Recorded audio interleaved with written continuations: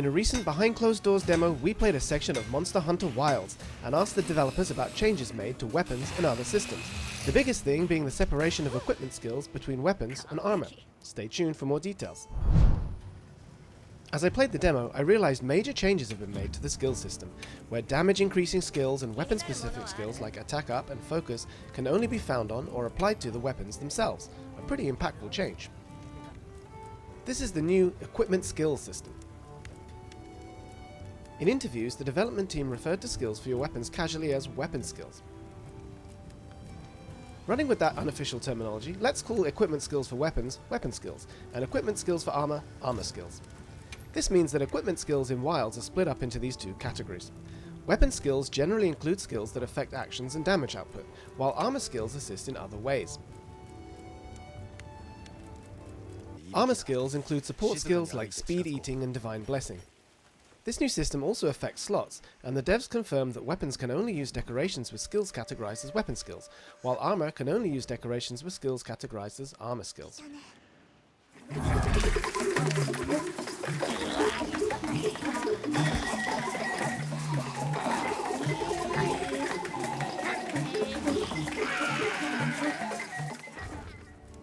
This really opens up a lot of new ideas. I asked director Yuya Tokuda about his intentions here, and he replied, "Only armor had built-in equipment skills until now, but when a piece of armor had a type of skill only effective when used with a certain weapon type, that meant you would have to choose the corresponding weapon.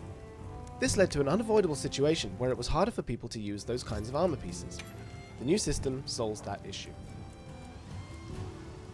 Monster Hunter Wilds now lets you take two weapons with you on a hunt, which must have been another reason behind the change. Since you can now swap to a sub-weapon mid-hunt, it's great to be able to keep on hunting while maintaining the skills you need to increase your damage to a suitable level or handle your weapon better. There is one thing I'm still curious about. While I was able to confirm that skills like Guard are indeed on weapons that can block, I'm not sure which type of equipment utilizes skills like Evade and Evade Distance yet.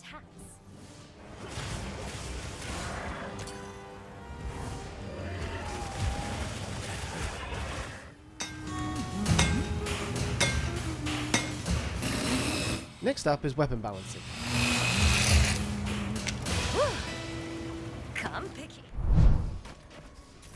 Producer Ryozo Tsujimoto confirmed there will be significant weapon balance changes in Wilds.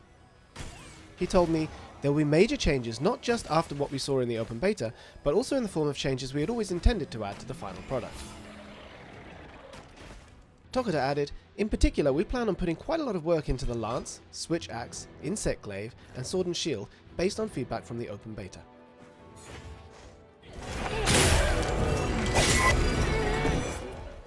He continued, "We've tweaked values across the board relating to weapon damage and overall balance, including balance regarding endgame content. In addition to these numerical changes, the four aforementioned weapon types have, quote, plenty of work put into how they feel to use." While the development side is certainly listening to the voices of the players, they were already taking a proactive stance toward weapon balance changes, and it seems that a proper announcement about the topic will come at a later date. Seeing their attitude put me at ease. The game is clearly in good hands. We'll see how their intentions pan out when the final game is released in February 2025.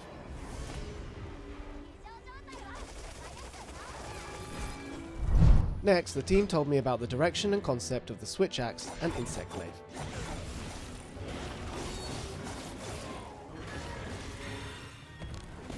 The Insect Glaive was one of my main weapons, and my very first impression was that there were fewer aerial attacks available. It made me wonder if the concept was to reduce the relative number of aerial attacks and make it a primarily grounded weapon. I brought this up with Tokuda, and he began by revealing to me that Vaulting Dance is making a return. This is one of the actions that was so important to opening up possibilities for aerial combat with an Insect Glaive.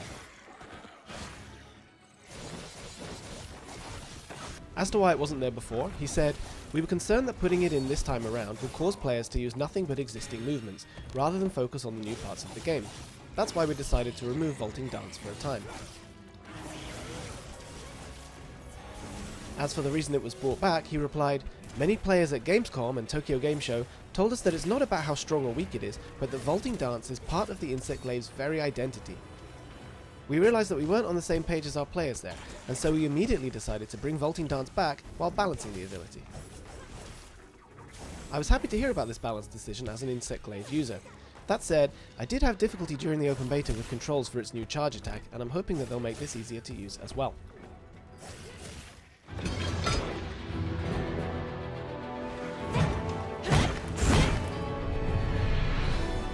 I then asked about what direction they want to take the switch axe in. Tokuda told me the concept of the switch axe had not fully gotten across to players yet, and that the dev team is balancing it in order to convey what makes it a good weapon. Specifically, he said, the full release slash that comes at the very end of an attack didn't fully stand out, both in terms of feel and numbers, making it less attractive when compared with similarly positioned attacks for other weapons. We'll be sure to address that.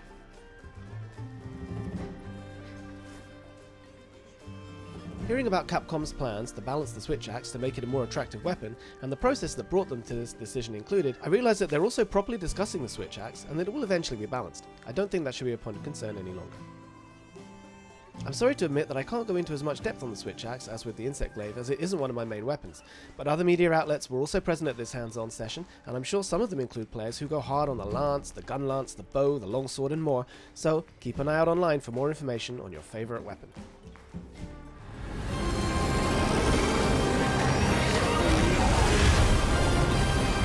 For everything monsters and hunting and wild, keep it right here on IGN.